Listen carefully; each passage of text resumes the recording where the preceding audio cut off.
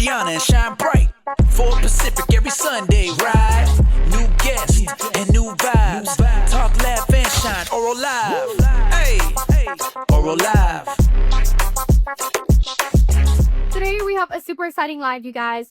This is our Aura Live series, and each Sunday we bring in amazing special guests from around the dance world. And I'm so excited to have Sydney share her journey with us today. Today I'm joined with our very own Sydney Jackson, and we're going to talk about behind the lens. You know, what dance photographers wish dancers knew. And so we have a lot of fun questions and topics today. But I want to start with Sydney. Can you share just your dance and photography journey with us? Yeah, so I am a photographer and a dancer, so it works out pretty well. Being a dance photographer, it makes it easier taking dance photos. Being a dancer myself, I did dancing for about 15 years, and then doing photos for about 5 or 6 years now. So yeah. That's amazing. Now, I want to know, what does dance look like from a photographer's viewpoint rather than a dancer? You know, what's different from behind the lens rather than being on stage in front of the lens? Oh yeah, so that's very interesting.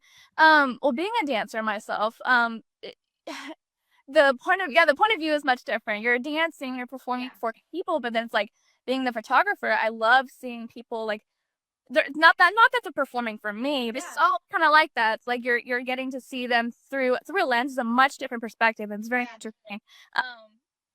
Seeing it from that way rather than flipping it around and being doing, it is very interesting.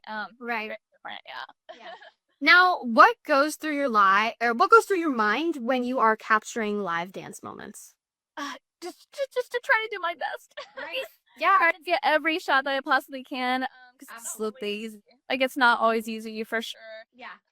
I just try to do my best every single time. Get the perfect shot every time. Nobody's perfect, but always try my best. Yeah, of course. And how do you get the perfect timing on expression or poses or certain moves? How do you capture that timing? Well, it helps being a dancer. Like it helps because I can tell when they're about to do something. I can tell when they're about to prep to do a jump or a leap or a whatever, and so I can kind of anticipate that a little bit easier. So it's kind of nice. It's nice. Yeah, that's really cool to have, that dance technique and that dance training to say, oh, here's their prep, they're about to go into a leap, or here's their prep, they're about to turn. You can see those moments when they're about to do a leg or a turn, and that's really cool. I think you're probably the first person I talked to that was a dancer as well as a photographer, and that's really cool to hear because yeah.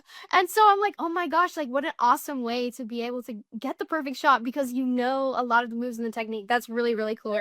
Now, how would you say movement meets the lens? Like, what is some of your favorite parts when you're watching your routine that you're like, oh, this is gonna make a perfect shot? Well, I love specifically. I love musical theater, specifically for the facials. Specifically for the facials, but for movement. When it comes to actual movement and poses, I love like a nice contemporary, a really good contemporary. Uh, I love current contemporary like duos. And I think but they always do cool and weird. That's my favorite. Like the real abstract, like weird. I love. I'm sorry. And I'm sure you probably get a lot of cool, funky poses, especially in like the really out creative musical theater routines. So I can see how that would be exciting. Now I want to know what can dancers do to, help photographers capture the best jumps, lines, and emotions? I would say to be yourself, dance like yourself, dance only for you, not for anybody else. Yes, you are performing for judges or for your friends and family or whatever, but I would say it's more. I love a nice genuine photo, a nice genuine smile, a nice genuine emotion, and not forced. I think it helps photos a lot when they're more natural and they're calm and they're having fun. Like you need to have fun when you dance. It makes it so much better. Along with extending your lines when it comes to technique, making sure everything is extended, everything is big, because if you dance small or in here, then the photos are gonna look small. That you're gonna look, but if you extend and open hold the poses as long as you can. Now, photographer's job a lot. hold your poses, move all the way through each movement. Yes, hold it. And that's really cool to hear because, as a dancer, which I'm sure you've probably heard as well all the time, they always say perform all the way to the back row. And I think a lot of the time the camera is kind of far back as well. So Yeah. when you're dancing, you want to make sure you're performing all the way out and doing those big movements and keeping them clean so that not only can the back row see you, but the camera can see you. I want to get those good photos. And I'm sure, like you said, it helps a lot to just be clean and big and precise in your movements. So thank you for sharing that. And why do you think photos matter beyond the stage?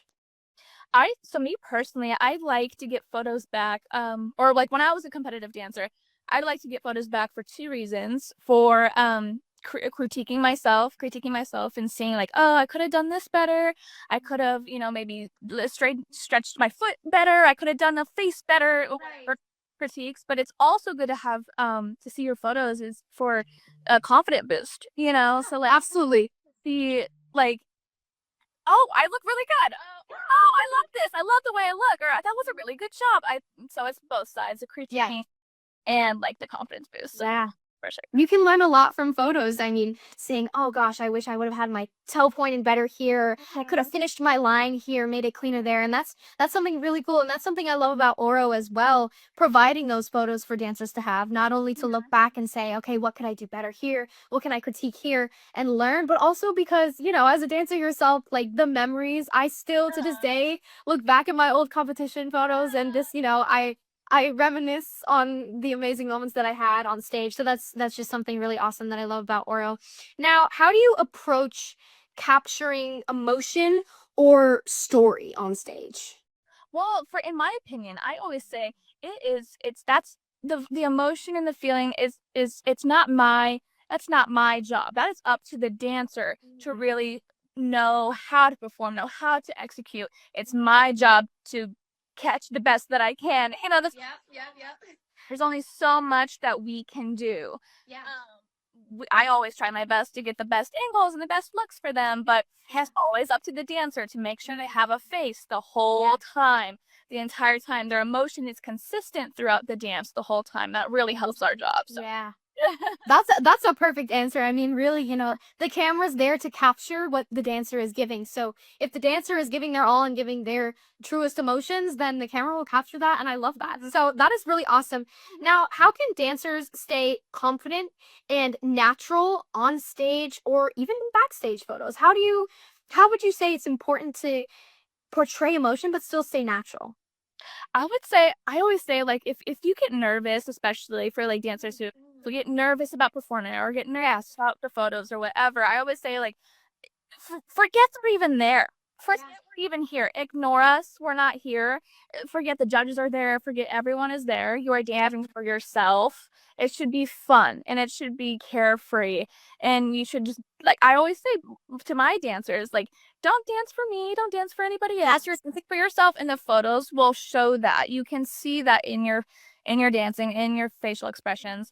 Every time when someone is carefree when they dance. Let go. I love that. Yes. Now, what would you say to dancers about being aware of lighting or spacing? Is that important in photography? I would say, when it comes to spacing on the stage, yes, you always want to try to get the spacing as well as you can. Obviously, I've gotten great shots in the past, but there was always like one person that was maybe too far this way or too far that way, or completely behind someone else's sound. It would have been perfect if there was, it is what it is. But spacing, yes, that is the dancer's job. Make sure you're in there. But when it comes to lighting, it's like there's not, obviously the dancers can't really do much about the light situation. So that's our thing. But I would say spacing for sure. Yeah. And now, what is important in timing? How important is timing and musicality? Maybe there's a song that when you're taking photography. Do you ever expect movements on certain parts? And how can a dancer alter their timing and musicality to get those perfect photos? I think that definitely being right on the music and right on the tag definitely helps, especially if it's a song that I know. I'm like, oh, I know they're about to jump on this part. I know they're gonna do something, and I can kind of anticipate when to get it.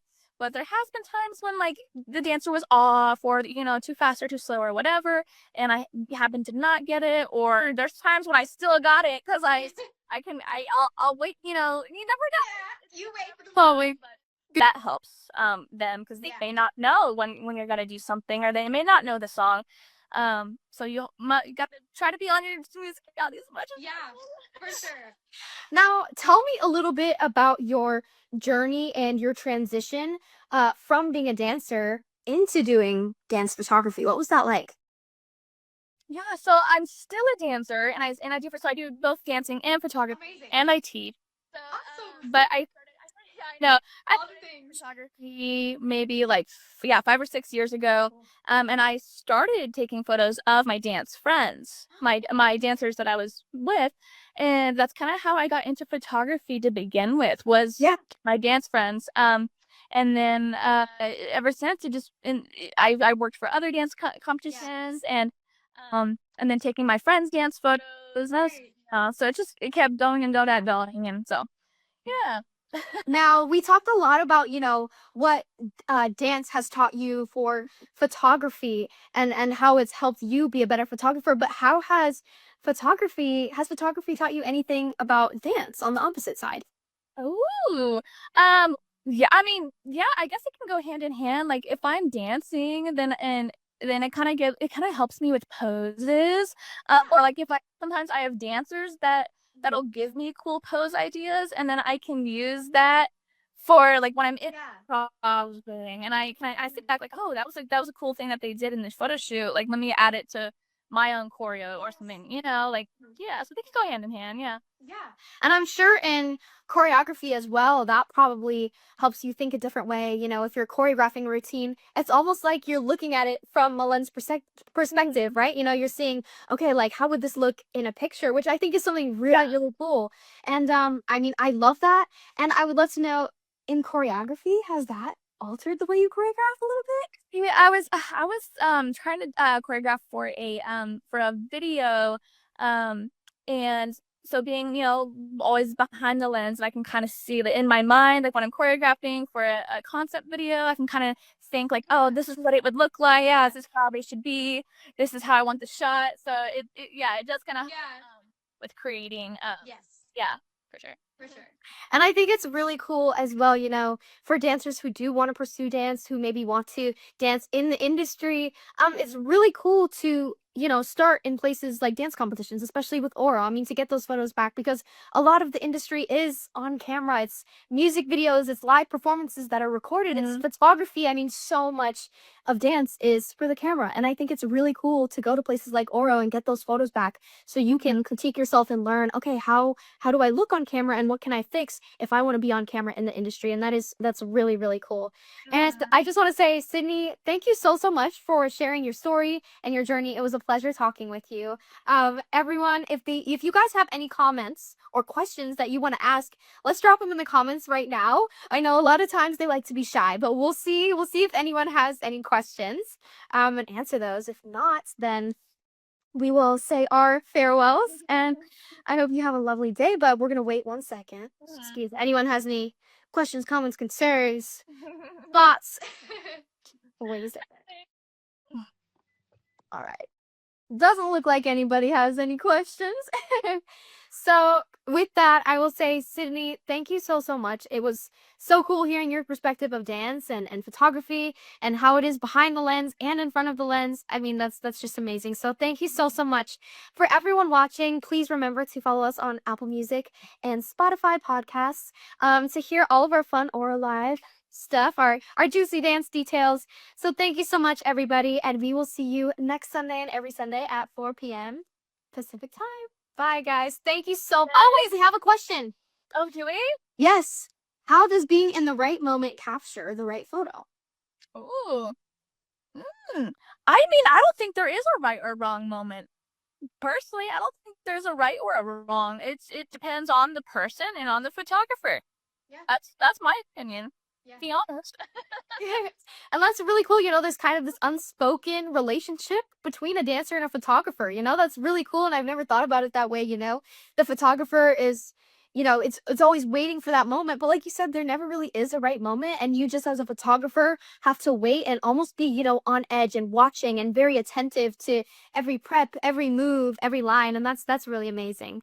So with that, I think that is our last question, unless anybody has anything else. With that, once again, thank you so much, Sydney. I appreciate you taking your time to come here and chat with me.